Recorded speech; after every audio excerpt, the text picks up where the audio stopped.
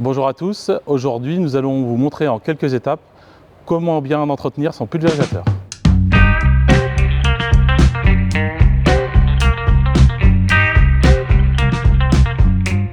Concernant l'entretien du pulvérisateur, la première étape est de bien entretenir la pompe qui est le moteur de la pulvérisation. Bien vérifier le niveau d'huile de sa pompe. Un niveau d'huile doit être fait pompe allumée au niveau du niveau du réservoir. Certaines pompes sont aussi entretenues par graissage, donc il faut les graisser régulièrement.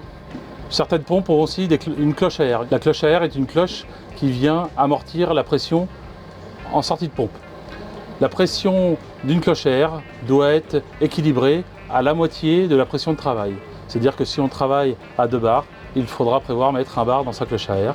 Si nous travaillons à 5 bars, il faudra prévoir mettre 2 bars 5 dans sa cloche à air. Concernant le réglage du pulvérisateur, il faut aussi vérifier le brassage à l'intérieur de la cuve. Celle-ci est équipée souvent en fond de cuve d'hydrogel.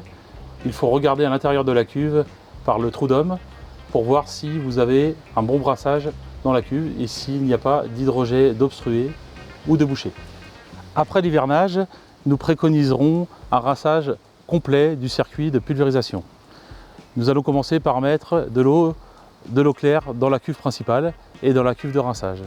Nous allons rincer le circuit petit à petit, c'est-à-dire d'ouvrir le filtre de refoulement pour faire couler puis le refermer et ensuite aller jusqu'à la rampe qui aura, elle, les buses toutes démontées pour faire couler à grande eau et enlever toutes les particules qui auront pu être décollées par le produit d'hivernage. Nous préconisons 1 à 2 fois par an la purge du manomètre analogique. Pour ceci, certains manomètres sont munis d'une vanne de purge que l'on vient actionner pour faire couler le liquide et enlever les dépôts qu'il y a sous le manomètre. Pour ceux qui n'ont pas de vanne, il est préconisé plutôt de les démonter et de faire couler le liquide par la sortie du manomètre.